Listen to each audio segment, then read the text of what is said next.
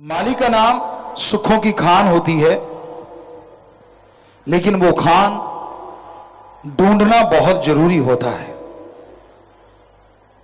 इस दुनिया में कहीं भी पता चल जाए सोना चांदी हीरे लाल जवाहरात की कोई खान है, लोग ढूंढने के लिए दिन रात एक कर देते हैं, लगे रहते हैं, उस खान को ढूंढने के लिए लगे रहते हैं, माटी छानते रहते हैं, सारी उम्र बीत जाती है।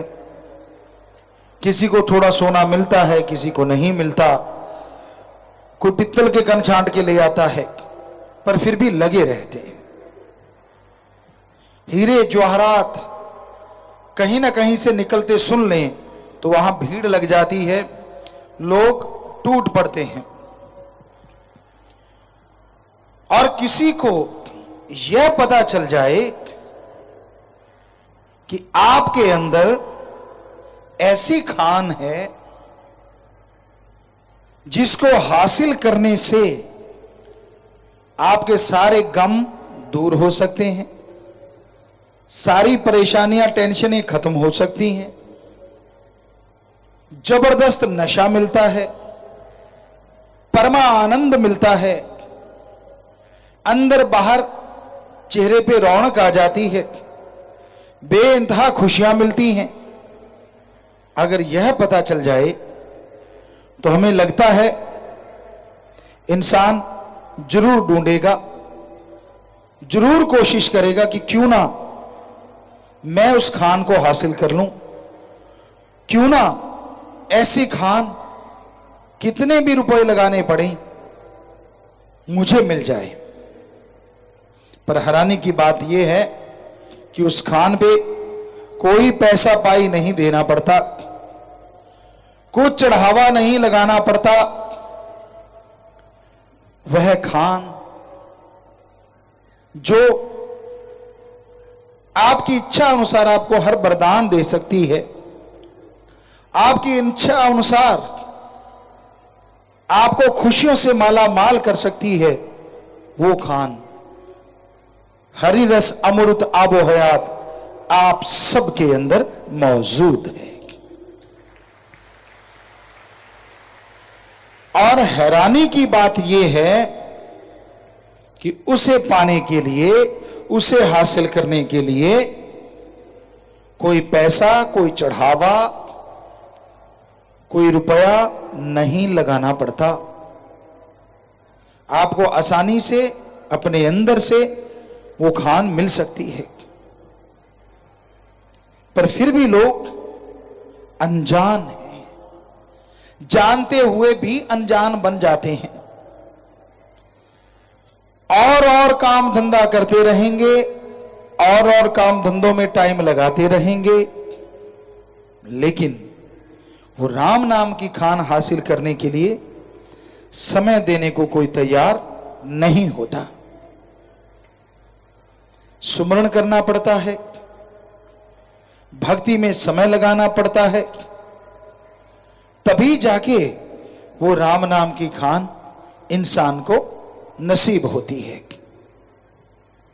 और एक बार प्रभु नाम की खान, वो हरिरस अमृत आपको आपके अंदर से मिल गया तो सारी जिंदगी आप बेगम पुर के बादशाह बन जाएंगे, सुख शांति से माला माल हो जाएंगे।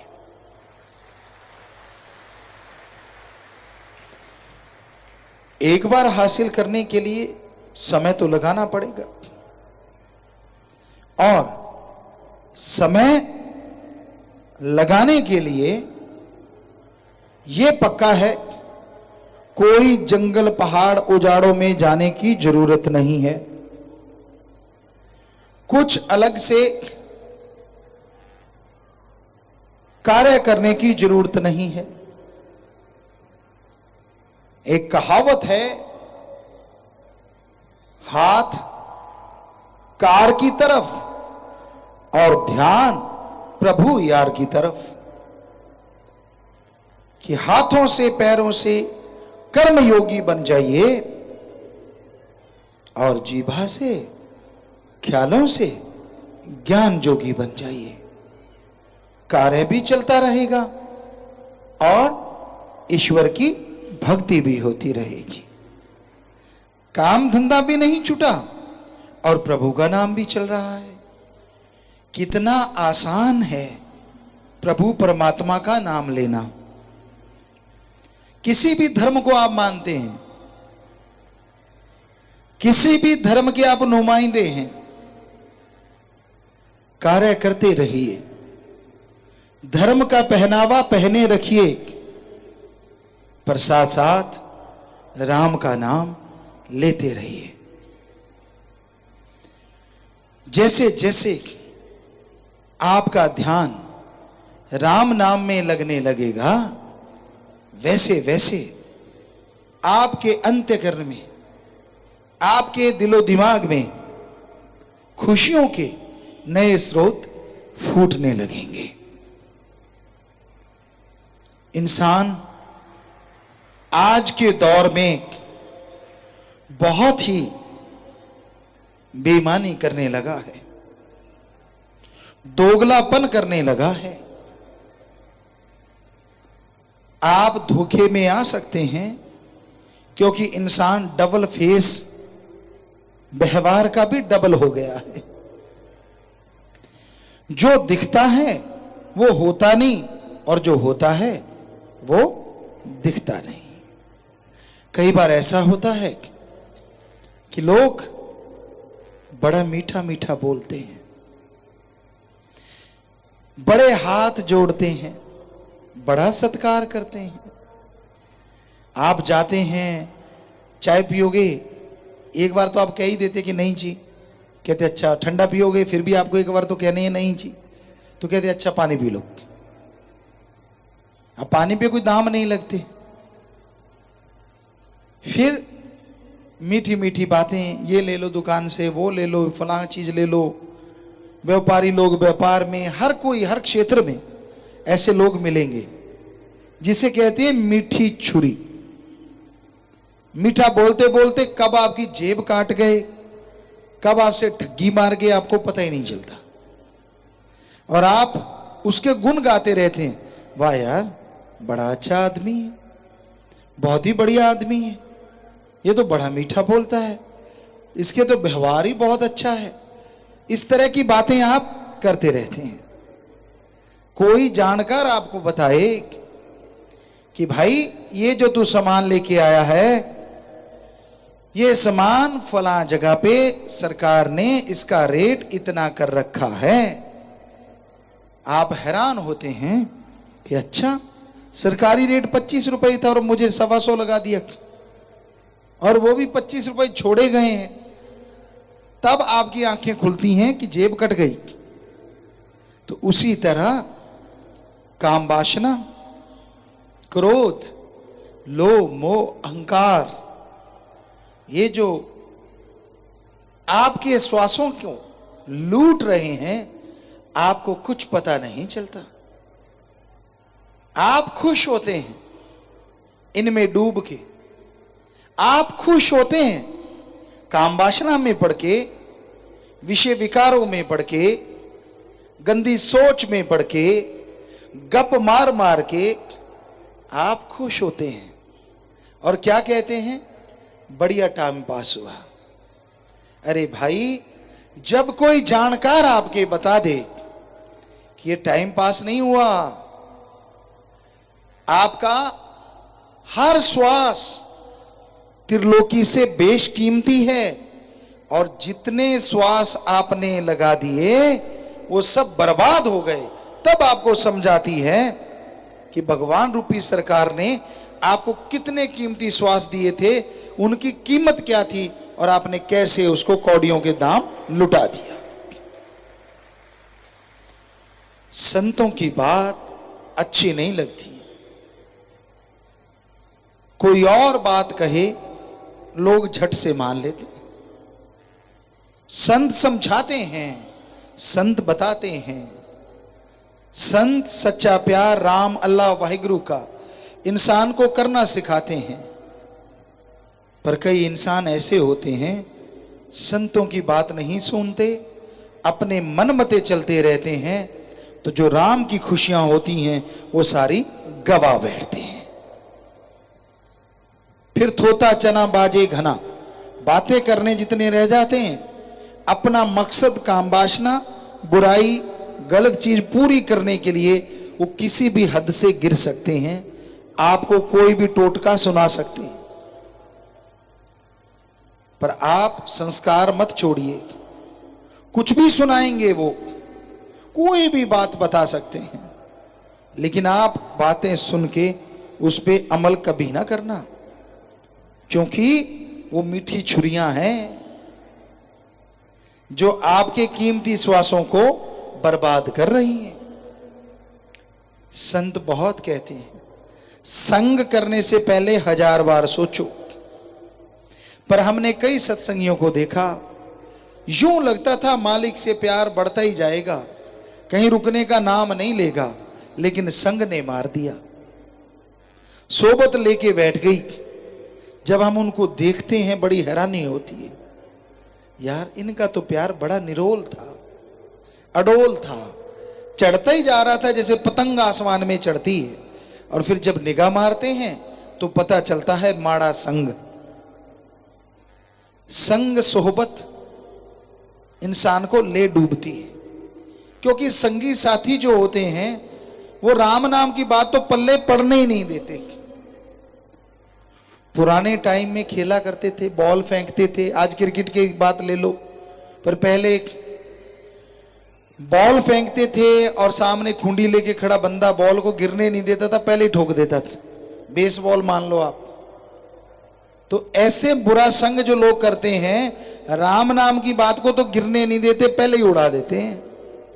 ऐसे संगी साथियों के साथ बैठ बैठ के, उनका संग कर कर के पिछली भक्ति, अपने सगे संबंधियों ने जो जोड़ा था, रिश्ते वालों ने जो प्यार मोहब्बत करना सिखाया था, बंदा उससे दूर हो जाता है। फिर बरकतों में कमियां आ जाती हैं। शुरुआत यहां से होती है। फिर उसको लगता है नहीं, मेरी भक्ति तो सही थी, भगवान ने मेरे साथ ऐसा क्यों किया। अपनी कमी फिर भी नहीं ढूंढते, अपनी कमियां ढूंढो, गलत संग करना छोड़ दो। यारी करनी है तो रब से करो ना। हम ये नहीं कहते कि किसी के साथ संबंध ना रखो, रखो, पर आंखों के पट्टी मत बांधो, धृतराष्ट्र मत बनो। अगर कोई गलत कर्म करता है, उसका संग कर रहे हो, या तो उसको सुधारो, नहीं तो खुद ही किनारा कर लो। कहीं ये ना हो उसको सुधारते सुधारते खुद बिगड़ जाओ, फिर पछताओगे। तो गलत संग नहीं करना चाहिए।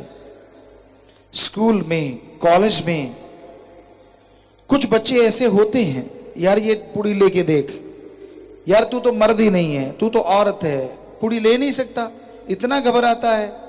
तो कहो भाई मैं तो डरपोक ही अच्छा। उनके झांसे में मत आया करो, क्योंकि वो एक पुड़ी दी, 8-10 पुड़ियां फ्री में आएंगी और फिर आपका पैसा लुटना शुरू हो जाएगा और आप टोटली बर्बाद हो जाएंगे। इसलिए संग सोहबत गलत कभी ना करो। जब इंसान गलत सोहबत करता है, गलत संग करता है, तो वो पछताता रहता है, दुखी होता रहता है। हमेशा सच का साथ दो, सही लोगों का साथ दो। गलत लोगों का संग करोगे तो परेशानियां आएंगी, मुश्किलें आएंगी।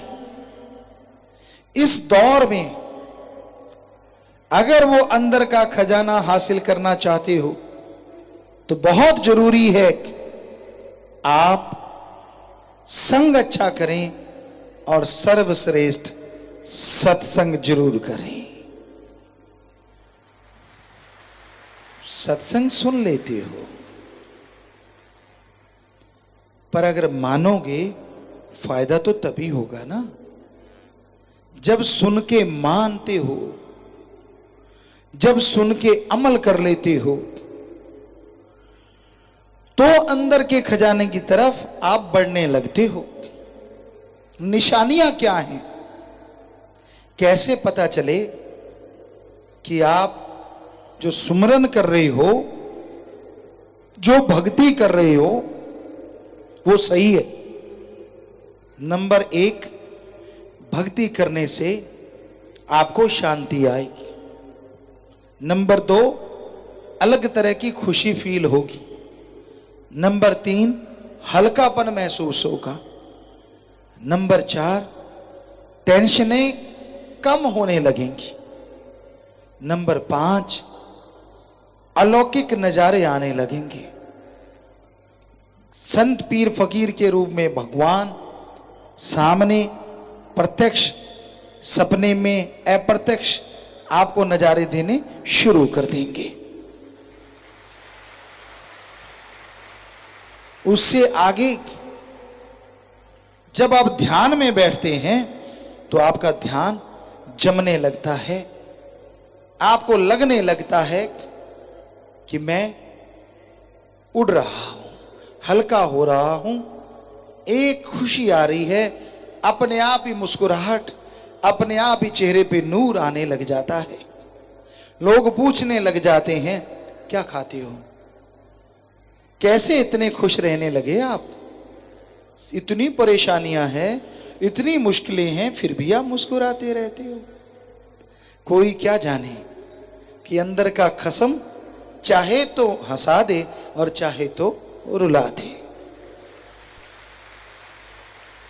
और जो अंदर के खसम यानी राम को याद करता है, अल्लाह वाहिगुरु गॉड खुदा ईश्वर ओम हरि को याद करता है, वो राम उसके अंत्यकरण की सफाई ही नहीं करता, बल्कि जीते जी जिंदगी की खुशियां भी उसे बख्श देता है, उससे माला माल कर देता है। तो अंदर की चढ़ाई, अंदर के खजाने की तरफ बढ़ते हुए ये निशानियां आपको मिलेंगी। अगर मिल रही हैं तो आपकी भक्ति भी सही है, सेवा भी सही है। नहीं मिल रही तो आप अपने अंदर गौर करो, 5 मिनट समय निकालो। जो आप दिखते हैं क्या वो आप हैं? जो आप करते हैं क्या वो दिलो दिमाग में है? कहीं ये तो नहीं आप दिखते कुछ और हैं और करते कुछ और हैं? अगर ऐसा है तो एक गाना सुना करते थे, रब नाल ठगियां क्यों मारे बंदे। तो भगवान से ठगी मार रहे हैं आप। परेशानियां आएंगी, मुश्किलें आएंगी, तो आप अच्छे कर्म करने सीख लो, आप भले कर्म करने सीख लो, तभी उसकी खुशियों के हकदार आप बन पाएंगे। तभी आप अंदर की चढ़ाई पूरी कर पाएंगे। अंदर आप चढ़ते जाते हैं, अंदर आप बढ़ते चले जाते हैं, और जैसे जैसे अंदर की चढ़ाई चढ़ेंगे राम नाम के द्वारा, वैसे वैसे असीम आनंद, जिसे पीस ऑफ माइंड कहते हैं, वो आपको आपके अंदर से मिलना शुरू हो जाएगा। भगवान ये नहीं देखता आपकी भाषा क्या है, भगवान ये नहीं देखता आप कपड़े कैसे पहनते हैं, और भगवान ये नहीं देखता आप किस धर्म से संबंध रखते हैं। भगवान यह देखता है आप उसके लिए यानी भगवान के लिए कितना तड़पते हैं, आप उस मालिक के लिए कितने व्याकुल होते हैं। जिस तरह साजो सामान के लिए आप व्याकुल होते हैं, उसी तरह अगर आप मालिक के लिए व्याकुल हो जाएं तो जन्मों जन्मों की व्याकुलता, जन्मों जन्मों की परेशानियां आपकी जड़ से खत्म हो जाएंगी। इंसान अंत्यकरण की चढ़ाई करना तो चाहता है। कौन नहीं चाहता कि भगवान का रिमोट कंट्रोल उसके हाथ में हो? जब दिल करे बरसात करवा ली, जब दिल करे मौसम चेंज, कोई बीमारी आने लगी बटन दबाया बीमारी उड़ गई, कोई परेशानी आने लगी बटन दबाया परेशानी उड़ गई, खुद ने उड़ना चाहा बटन दबाया उड़ रहा है। कौन नहीं चाहता ऐसी खुशियां? सबका दिल करता होगा, हर कोई चाहता होगा कि ऐसी खुशियां मिले। तो फिर देर किस बात की? वो रिमोट कंट्रोल राम ने, ईश्वर ने आपके अंदर रख रखा है। एक बार तो उस तक पहुंचना पड़ेगा। बच्चे खेला करते थे, हम भी देखा है, एक आध बार खेले होंगे, सांप सीढ़ी ऐसे नाम से एक गेम हुआ करती है। उसको प्लास्टिक के नंबर से होते हैं, हिलाते हैं, नंबर आते जाते हैं आते जाते हैं, बीच में तरह तरह के सांप बैठे खाते हैं और पूंछ से निकाल देते हैं। कई घर में पहुंचते पहुंचते फिर से धरती पे आ गिरते हैं। भक्ति का मार्ग भी कुछ ऐसा ही है। कई भक्ति करते करते करते करते 98 पे पहुंचते हैं, 99 पे ऐसा कदम आता है 100 पे पहुंचने की बजाय 4 पे पहुंच जाते हैं, 5 पे 7 पे, यहां भी। और फिर उनको दिल नहीं लगता। कहावत है पंजाबी में, जिसने खादे लप गड़पे बनदा की फिर उंगल चट्टे।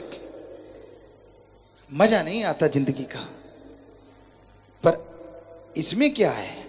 फिर से प्रयास कीजिए। क्या आपने बच्चों को नहीं देखा? चाहे वो 99 वाले सांप ने 98 वाले ने खा लिया, लेकिन फिर से चढ़ना शुरू कर देते हैं और कहते हैं कोशिश करने वालों की कभी हार नहीं होती। गिर गए तो क्या हुआ? मन ने गिरा दिया तो क्या हुआ? अहंकार, काम, वासना, क्रोध, लोभ, मोह जिसने भी गिरा दिया तो क्या हुआ?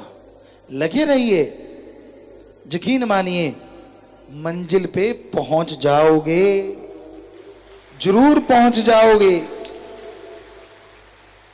पर वहां से कहीं खेलना बंद मत कर देना कि मैं तो नीचे पहुंच गया अब थोड़ी चढ़ पाऊंगा। ऐसा नहीं होता, टाइम ज्यादा लगता है। अब वो बच्चे को भी टाइम ज्यादा लगता है। किस्मत अच्छी हो तो कई बार बड़ी बड़ी सीढ़ियां मिलती हैं तो दूसरों से भी पहले पहुंच जाता है। तो उसी तरह आप राम पे, सतगुरु मौला पे दृढ़ यकीन रखिए कि जरूर किस्मत अच्छी बनाएगा। और जो टाइम पीरियड आपका गलती से गुजर गया वो जल्दी से आप कवर करके फिर से मालिक की खुशियां हासिल कर पाओगे। पर उसके लिए संग सोहबत बदलनी होगी। गलत संगी साथियों का साथ हमेशा पीछे पीछे ले जाता है, और सही संगी साथी होंगे, राम नाम आप जपते रहेंगे तो फिर से मंजिल पे पहुंचने में देर नहीं लगेगी।